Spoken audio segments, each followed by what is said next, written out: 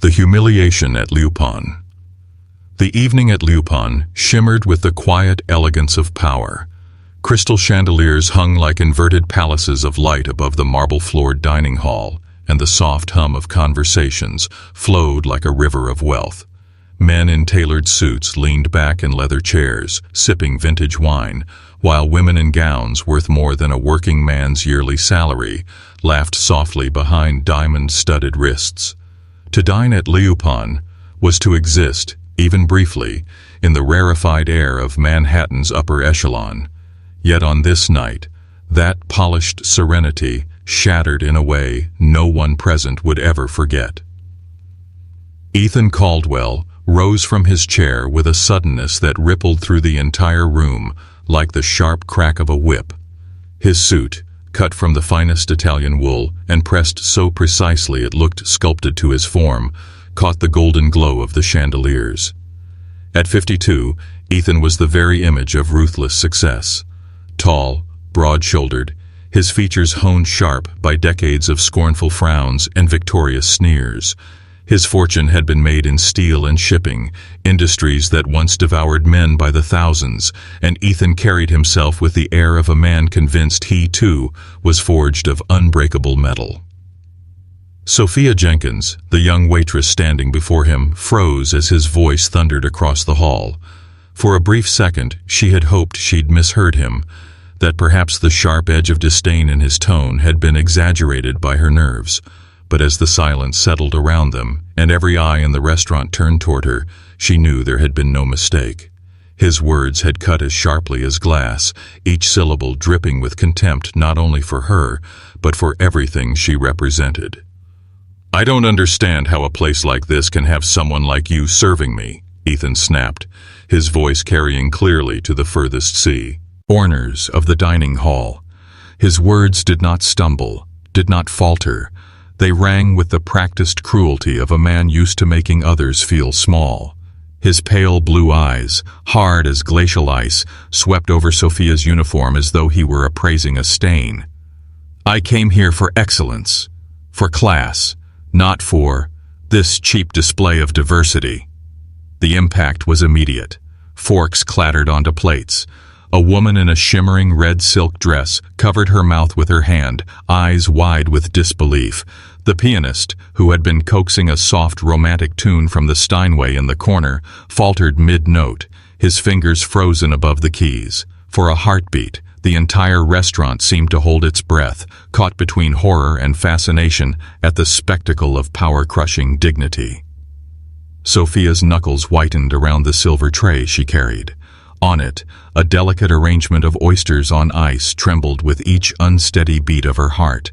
Her brown skin glistened under the chandelier's harsh glow, and the crisp black and white uniform she had pressed so carefully that afternoon now felt like nothing more than a fragile costume. She had endured plenty in her life: suspicious stares, whispered insults, outright rejection. But this moment carried the weight of every humiliation she had swallowed just to stand here, working in Manhattan's most exclusive dining establishment.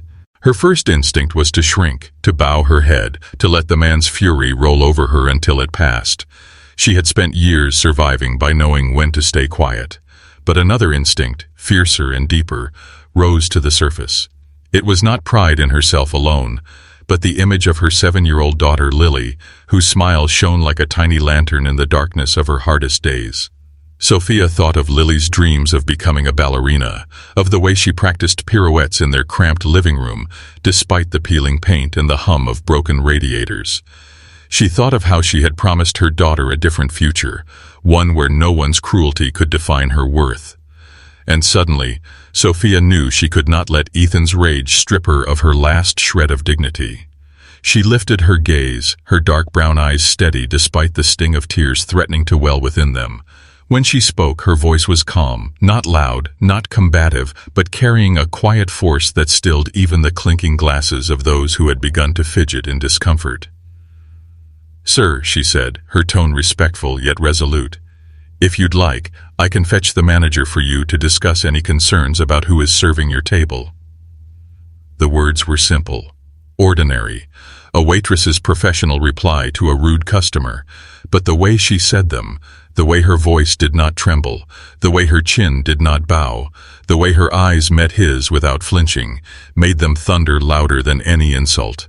It was a sentence that refused humiliation, a sentence that told the entire room she was not broken, no matter how he tried to break her. For the first time in many years, Ethan Caldwell found himself momentarily stunned. His mouth, already shaping another insult, hung open for a fraction of a second as her composure struck him harder than any shouted retort. He slammed his palm against the table, sending a crystal wine glass toppling. It shattered against the floor, ruby-red liquid bleeding across the immaculate white linen like a wound. Gasps erupted from every corner of the restaurant, outrage and disbelief mingling in the tense air. "I don't need to talk to your manager," Ethan barked, his fury returning in full force. "I want you gone, now. You are useless, and you don't belong in a place like this. How dare you stand there thinking you are fit to serve someone like me?" Sophia stood frozen, her tray trembling slightly in her grasp, but her eyes did not waver. Around her, she could feel the currents of the room shifting. Where once there had been apathy or silent prejudice, now she sensed something different: sympathy, solidarity, even anger on her behalf. A few diners exchanged sharp whispers, their faces twisted with disgust, but not at her, at him.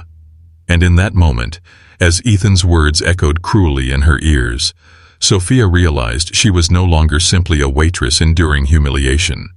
She had become the embodiment of something far larger, the struggle of anyone who had ever been told they did not belong. The manager, Richard Harris, finally stepped forward, his normally composed face pale and shaken.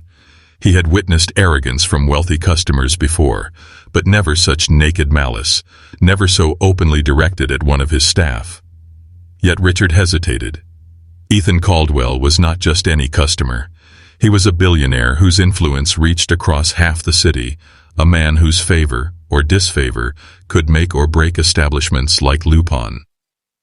Sophia's heart hammered as she stood her ground. She knew the weight of Ethan's words could cost her the only job keeping food on her daughter's plate. Yet something inside her told her this night was no longer about survival alone. It was about choosing whether to accept being trampled, or to claim, once and for all, her rig. To stand tall in a world determined to keep her bowed. And so, as the silence deepened and the crowd's eyes bore into her, Sophia inhaled slowly, her back straightening. She knew she would not crumble. Not tonight. Not ever again. Sophia's struggles and Lily's dreams. The night at Lupin lingered in Sophia's mind long after the echoes of Ethan Caldwell's cruelty had faded from the marble halls. When she finally slipped into her tiny apartment in Queens after midnight, the exhaustion of the day pressed into her bones like weights she could not shake off. The apartment smelled faintly of damp plaster and detergent. The radiator coughed uneven heat into the single living room that doubled as both dining space and study corner for her daughter. Sophia set her purse down with trembling fingers, peeled off her uniform, and folded it neatly, despite the invisible stains of humiliation that clung to the fabric. She moved with quiet deliberation, not because she felt calm, but because she knew that if she allowed herself to collapse into despair, she might never rise again. In the next room, a soft hum of childish breathing reminded her why she could not give in. Her daughter, Lily, lay curled beneath a thin blanket, her small chest rising and falling with the innocence of dreams. Even in sleep, her hands sometimes twitched in the graceful arc of a ballerina, as though her dreams were choreographed rehearsals for the life she yearned to live. Sophia stood silently at the doorway, her heart aching with both love and sorrow, and whispered a promise she had repeated 1,000 times. "I will find a way for you, Lily. No matter what they say, no matter what they do, I will find a way." Life for Sophia had never been painted in soft pastels or gilded in privilege. She was born in a neighborhood where opportunity rarely knocked, and when it did, it often left before anyone had a chance to open the door. Queens had its beauty, of course. The smell of roasted corn at street fairs, the bright music blasting from car windows, the resilience in its people. But it also had shadows. Shadows of poverty, of crime, of dreams deferred until they shriveled into bitterness. Sophia's parents were hardworking laborers who carried exhaustion like a permanent garment, their hands scarred from endless shifts in factories and laundries. They gave her love in abundance, but love alone could not shield her from the harsh reality of being a black girl, growing up in a world where her worth was often questioned before she had even spoken. At school, she learned quickly that she would need to work twice as hard to prove herself, and even then, the recognition might never come. Teachers looked at her with doubt instead of belief. Classmates hurled cruel nicknames when they thought the adults weren't listening, and shopkeepers followed her with suspicious eyes whenever she wandered into their stores. These wounds were invisible, yet they cut deeper than any physical scar. Sophia, however, was not a soul easily crushed. She discovered a sanctuary in the world of ballet, a place where discipline and grace created a kind of freedom. She practiced relentlessly, wearing out the toes of second-hand slippers while pirouetting across the cracked tiles of her parents' kitchen floor. On stage at community recitals, she felt like more than just a girl from a struggling neighborhood. She felt like she belonged to a higher language, one spoken in movements and music instead of words and prejudice. But life, as it so often did, threw her dreams into chaos. At 20, she found herself pregnant, abandoned by the man she thought would stand by her side. Overnight, the judgment that had always lurked in the corners of her world came out into the open. Neighbors whispered, relatives shook their heads, and strangers dismissed her as yet another statistic. The sting of betrayal and the crushing fear of single motherhood could have broken her. Instead, she looked into the newborn eyes of Lily and found a reason greater than herself to endure. And so when Ethan Caldwell's fury rained down upon her that fateful night, it was not just another humiliation to endure. It was the culmination of years of silence, years of struggle, years of being told she did not belong. And in the face of that cruelty, Sophia had found the courage to respond, not with anger, but with dignity. Her one sentence had shocked the entire dining room because it carried within it the unbreakable resolve of a woman who refused to bow. Yet even as she returned home that night, she knew the battle was far from over. Her words had not only silenced a billionaire for a moment, they had placed her at the center of a storm she could not yet see, a storm that would test her more than ever before. A chance encounter with kindness. The weeks that followed Ethan Caldwell's outburst were not easy for Sophia. Though she had stood tall in the face of his humiliation, the memory lingered like a bruise on her heart. Each morning when she slipped into her pressed uniform and laced her shoes, she felt the echo of his voice mocking her worth. Yet Sophia did not allow herself to crumble. She had lived through worse. She had faced abandonment, poverty, and relentless prejudice. What was one more arrogant man compared to the lifetime of obstacles she had already endured? And still, the fear gnawed at her that Ethan's influence could cost her the fragile job she clung to so desperately. Every time she walked into the restaurant, she scanned the room for Richard Harris, the manager, bracing herself for words she dreaded to hear, that her services were no longer required, that her dignity had cost her the very livelihood she depended on. But Richard surprised her. Though the man had frozen in the moment of crisis, his guilt had grown afterward. He had seen the cruelty in Ethan's eyes and the quiet strength in Sophia's. Perhaps he had also noticed the way other billionaires had reacted, the sympathy they had shown her, the quiet disapproval that had spread through the room. Though he never said it aloud, Richard understood that firing Sophia would be more than unjust. It would be cowardly. So he kept her on, though the tension in the air each night was palpable. Sophia returned to her duties with the same determination as ever, polishing glasses until they gleamed, memorizing every new dish on the menu, performing her work with a precision that left no room for complaint.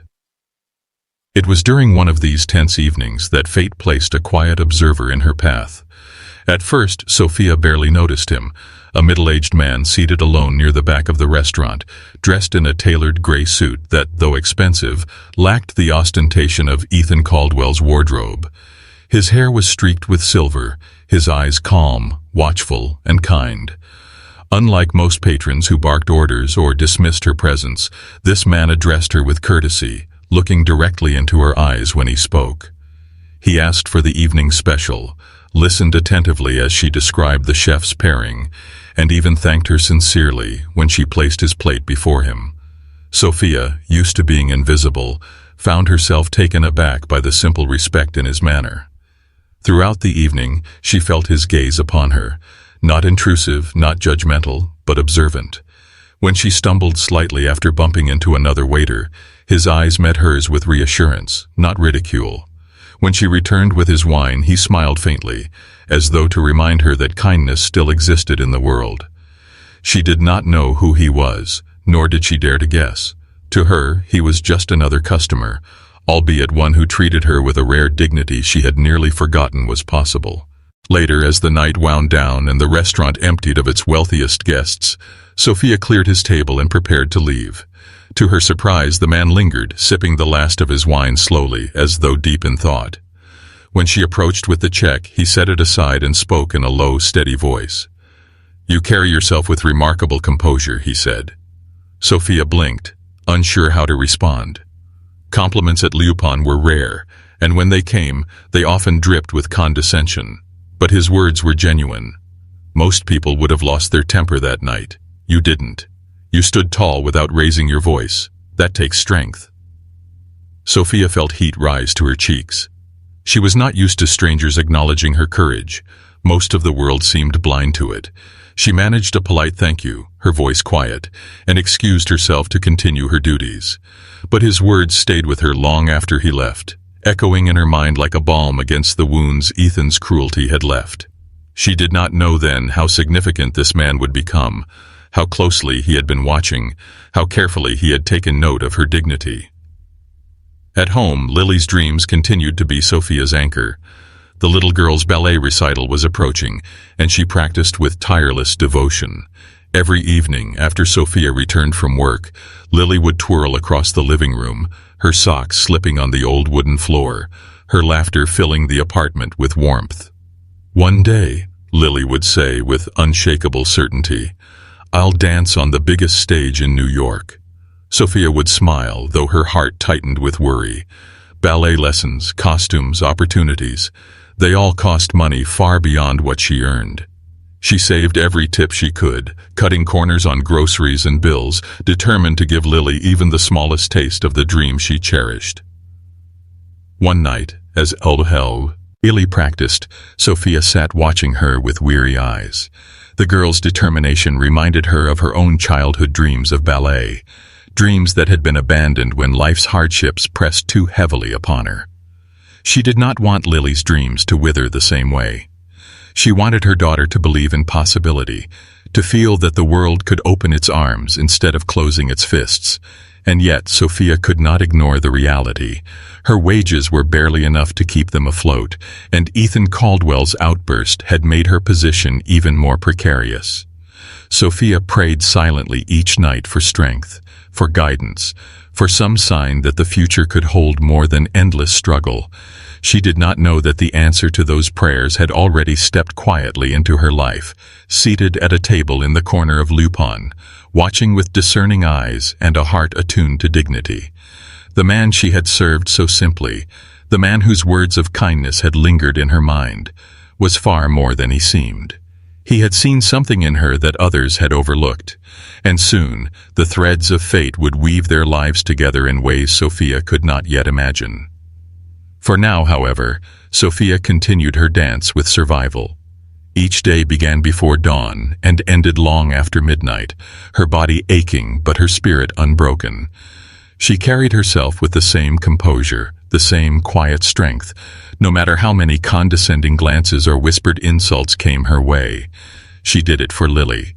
She did it because giving in to despair was not an option. And though she did not yet realize it, the world had already begun to take notice.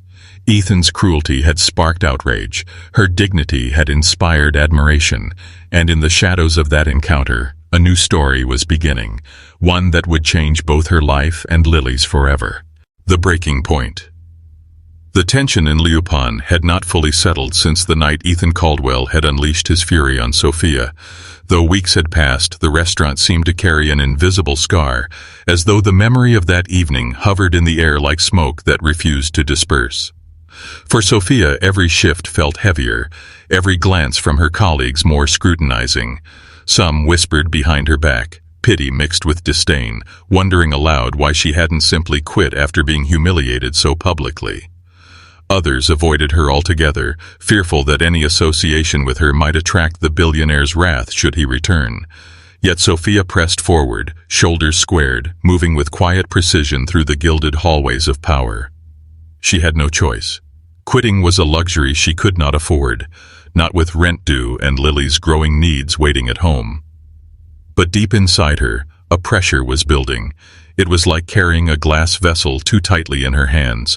One more shock, one more cruel word, and she feared it might shatter. Still, Sophia reminded herself each day that dignity was not measured by the kindness of others, but by the strength with which she bore their cruelty. She prayed silently each morning before tying her apron, asking for resilience, for just one more day of strength, and then another, until her burdens lightened. The night Ethan returned, the air shifted even before Sophia saw him. She felt it first, the hush that settled over the room, the way waiters moved more quickly, the way diners leaned in with a mix of curiosity and apprehension. When she turned toward the entrance, there he was, Ethan Caldwell, larger than life, his presence an uninvited storm. His suit tonight was darker, almost black, his tie blood red, as though he had come prepared to intimidate. He strode into the restaurant with the arrogance of a man who believed the world existed to accommodate him, his entourage trailing close behind like lesser satellites orbiting a ruthless sun. Sophia's chest tightened. She forced herself to breathe steadily, to keep her face serene. The memory of his voice still rang in her ears, but she would not allow fear to dictate her movements. She carried her tray as if it weighed nothing, even as her arms trembled slightly from the tension coiled inside her. Ethan's cold eyes swept the room until they landed on her, and a thin, mocking smile curled his lips. It was the smile of a man who had not forgotten, who had returned to assert his dominance once more. When Sophia approached his table, Ethan leaned back in his chair, studying her with calculated contempt. His voice, low at first, carried just enough for those nearby to hear. "Well, well," he drawled, "look who's still here. I thought by now you'd have learned your place, or been shown the door." His companions chuckled obediently, their laughter sharp and cruel, designed to wound. Sophia's colleagues glanced nervously from the sidelines, unwilling to intervene, unwilling to stand beside her against a man of Ethan's stature. Sophia steadied herself. She set the menus gently before them, her hands graceful, her voice even. "Good evening, gentlemen. May I start you off with our specials tonight?" Her composure only seemed to provoke Ethan further. He leaned forward, his smile hardening. "You think you're clever, don't you? Standing there pretending you belong. Tell me, do you actually believe you're fit to serve people like us? Or do you just enjoy playing dress-up in someone else's world?" His words sliced through the polished air of the restaurant, each one intended to humiliate, to remind her of the invisible line he believed divided her from him. For a moment Sophia felt her resolve tremble.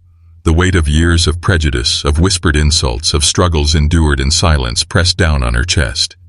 She thought of Lily, of the sacrifices she had made to keep her daughter's dreams alive, and she felt the fire of defiance rise within her. She could not crumble. Not now. Not in front of Ethan. Not in front of the crowd whose eyes were once again fixed upon her. She met his gaze, unflinching, and when she spoke, her words carried the same calm strength as before. "Sir," she said, her tone measured, "I am here to do my work with dignity. Whether you choose to see it or not, does not change my worth." The sentence, simple as it was, landed with the force of a blow. For the second time, the dining hall went silent, every ear straining to catch her words. Ethan's companions shifted uncomfortably, their laughter dying in their throats. The pianist, who had been nervously playing in the corner, missed a note and faltered. All around, diners exchanged glances, some filled with admiration, others with disbelief that a woman like Sophia dared to defy a man like Ethan. Ethan's face darkened, his jaw tightening with suppressed rage. He slammed his fist against the table, rattling the glasses and drawing sharp gasps from those nearby. "How dare you!" he barked, his voice rising. "You are nothing, nothing, and you will regret the day you ever thought you could stand against me." Sophia did not flinch. Her heart pounded wildly, but her body stood rooted, steady, like a tree weathering a storm. In that moment she felt something shift, not just within herself, but in the room around her. She saw it in the eyes of the diners who watched her, the quiet admiration, the recognition that dignity could be more powerful than money. She saw it in the hesitation of Ethan's entourage, who seemed suddenly less sure of their master's invincibility. And though Sophia could not know it then, she felt the faint stirrings of a change that would ripple far beyond this gilded dining hall. By the end of the night, Ethan's rage remained unquenched, but Sophia had not yielded. She had endured his cruelty with dignity intact, and in doing so she had sown the seeds of something greater. She returned home exhausted, her body aching, but when she looked upon Lily twirling in the moonlight of their small apartment, she knew she had chosen the right path. No matter how powerful her adversaries, she would not bend. For her daughter, for herself, for every silent voice that had ever been told they did not belong. What Sophia did not know was that someone else had been watching, someone who saw in her composure, not weakness, but greatness. And soon, her quiet defiance would set into motion events that neither she nor Ethan Caldwell could have foreseen. The ripple effect. In the days that followed Ethan Caldwell's second eruption at Lupin, Sophia felt the world shifting around her in ways she could not yet fully understand.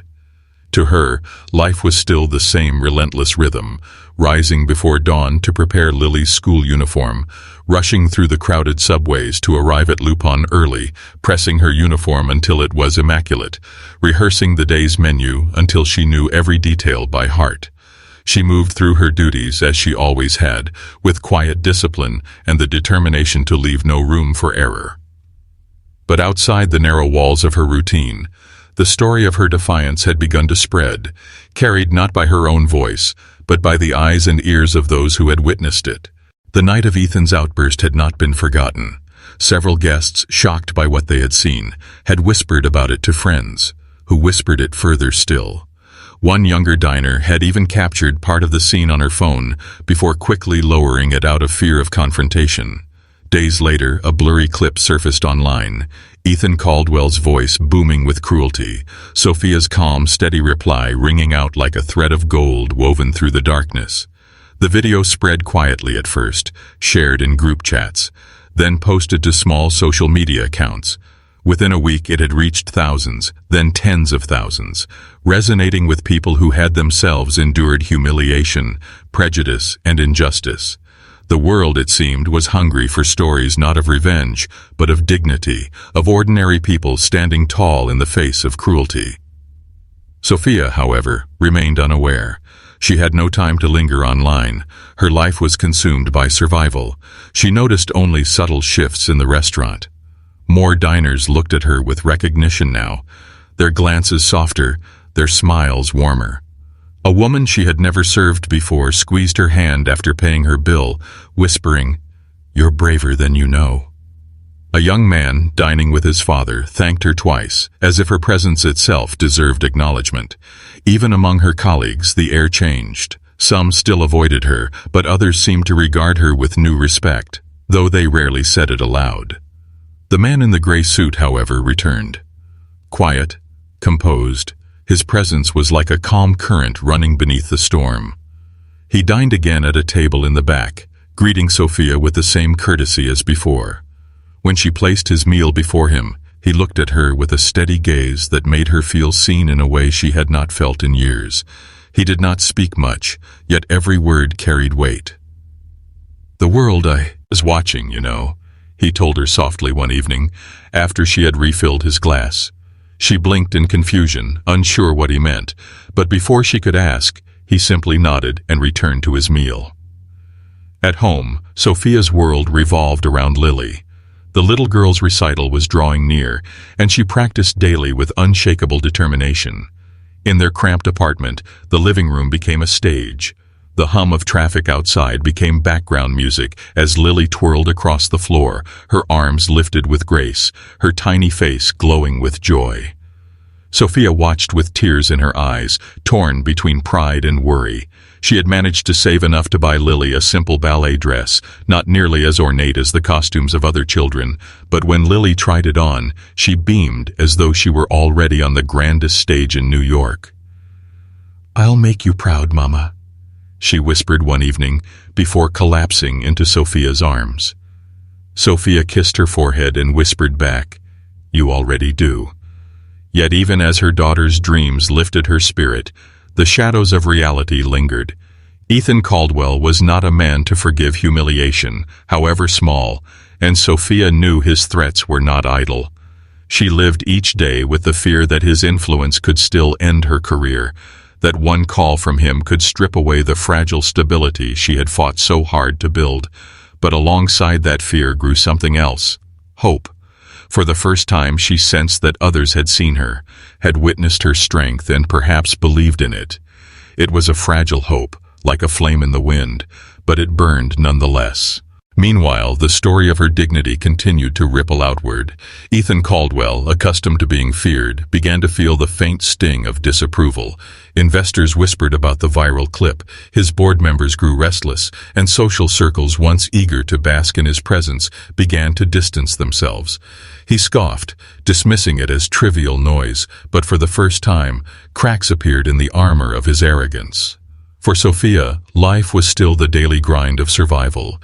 She rose before dawn. She worked until her body ached. She returned home to help Lily rehearse her steps. But beneath the surface, the world had begun to shift, pulled gently but surely by the power of her dignity. She did not know yet how far those ripples would travel, nor how deeply they would change her life. All she knew was that her one sentence, calm, steady, unflinching, had planted a seed of courage not only within herself, but in the hearts of countless strangers who had heard it. And as she tucked Lily into bed each night, whispering promises of a brighter future, she allowed herself, for the first time in years, to believe those promises might one day come true. The Billionaire's downfall. For men like Ethan Caldwell, the world had always bent to their will. From his earliest ventures in steel and shipping, he had cultivated a reputation as ruthless, calculating, and untouchable. He was the type of man who believed the rules applied to others, never to him. Boardrooms bowed at his entrance, politicians sought his approval, and competitors feared his shadow. In Ethan's mind, power was eternal, a fortress that no one could breach. But what he failed to see was how fragile his fortress truly was, built not on respect, but on fear, and fear, once broken, spreads like cracks through stone until the entire structure begins to crumble. The video of his tirade against Sophia had already seeded those cracks. At first, Ethan dismissed it as meaningless chatter, the whining of nobodies who didn't understand power. He sneered at the headlines that began to surface online. "Billionaire humiliates waitress at luxury Manhattan spot," and waved away his publicist's growing panic. "It'll blow over," he scoffed, sipping his expensive scotch in his penthouse overlooking Central Park. These people have short memories. By next week they'll be outraged at someone else. But this time, the storm did not fade. If anything, it swelled. Each day brought new commentary, new voices rising in Sophia's defense, new demands that Ethan Caldwell be held accountable for his cruelty. Investors began calling his office with concern, their voices tight with the fear of reputational damage. His board members, once unquestioningly loyal, requested emergency meetings. Ethan, for the first time in decades, felt the walls of his empire shift uneasily around him. Meanwhile, Sophia's life carried on in stark contrast. She was not aware of every headline or every viral post. Her days were still filled with the grind of survival. But she noticed the small changes: diners offering warmer smiles, colleagues showing less hostility, Richard treating her with something resembling pride, And most of all, she noticed Lily, her daughter, glowing with hope as news of her mother's strength filtered even into the schoolyard.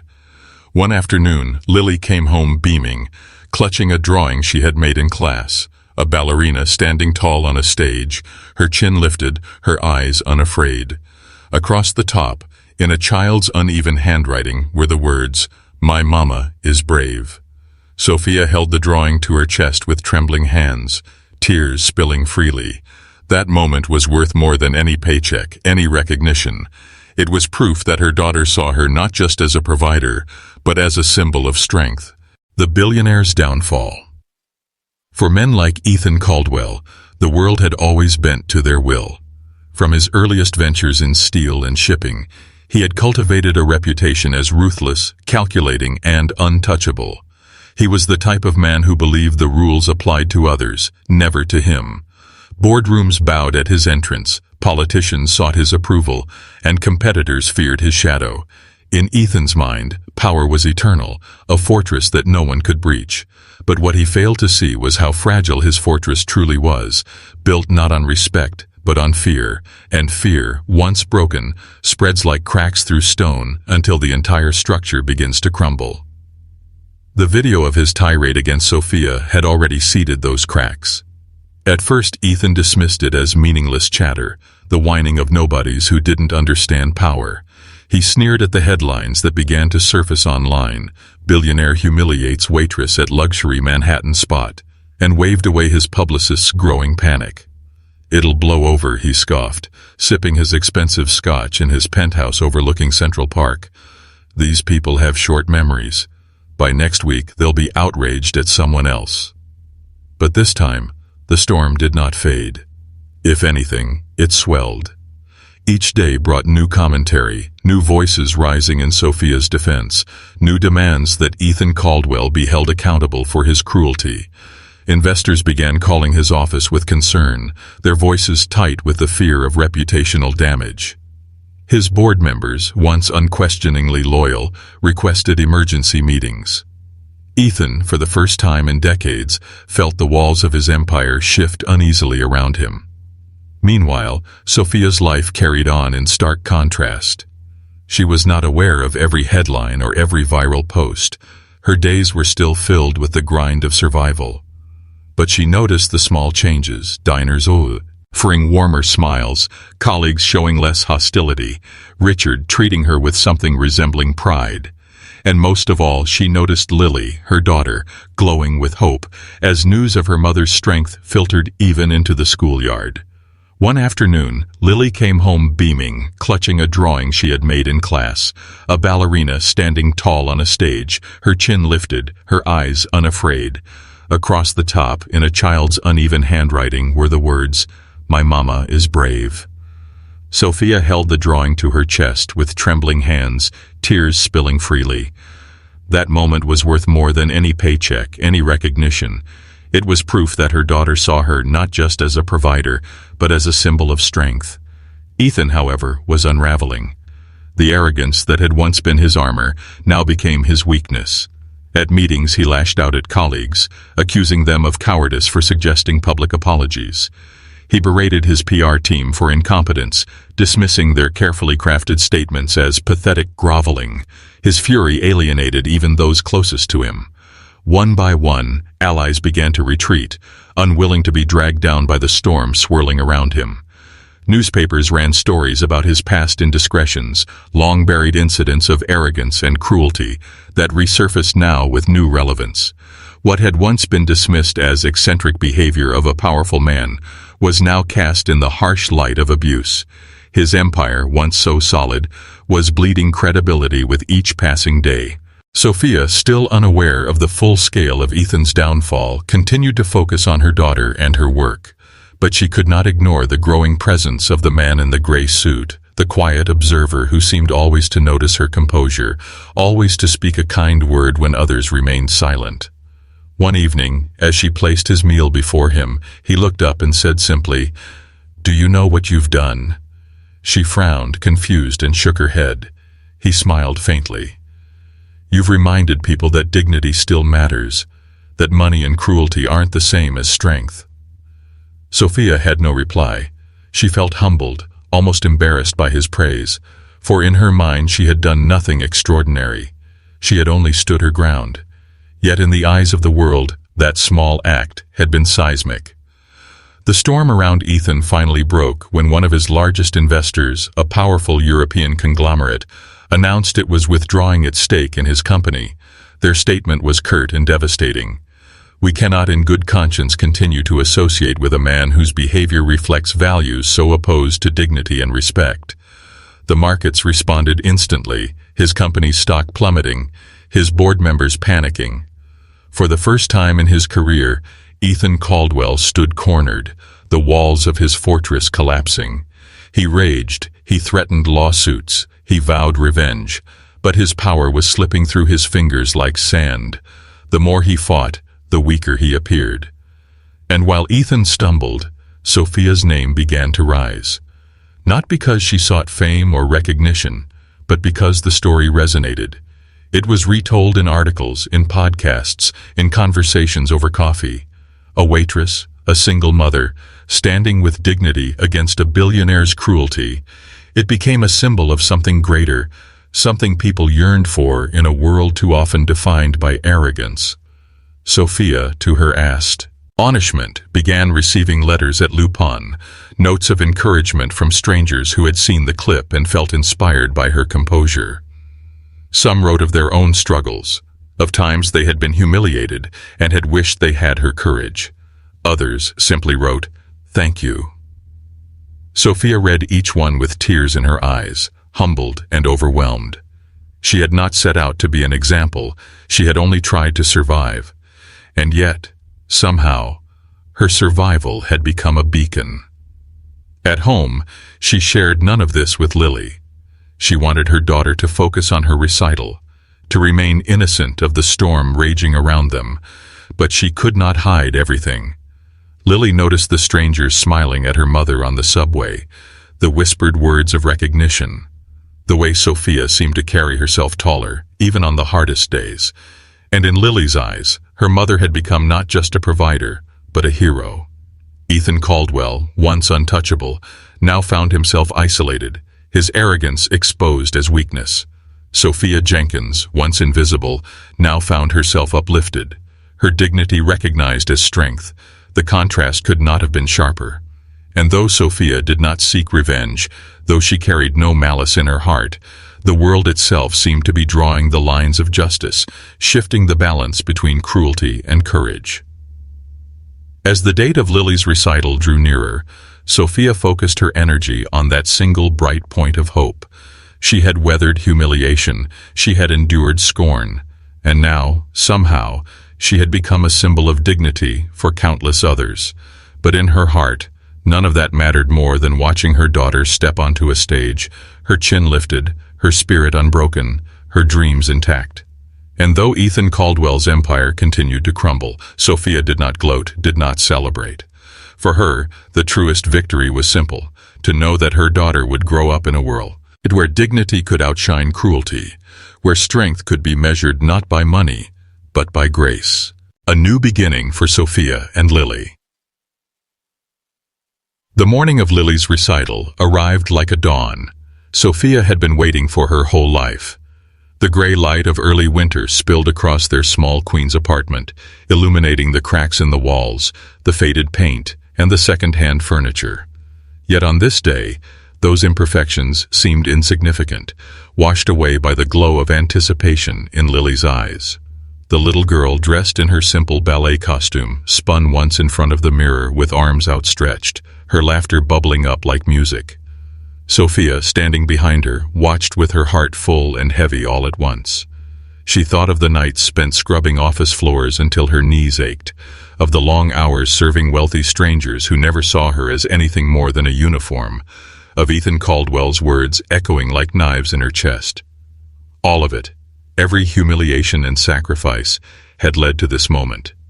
Her daughter, beautiful and fearless, ready to dance.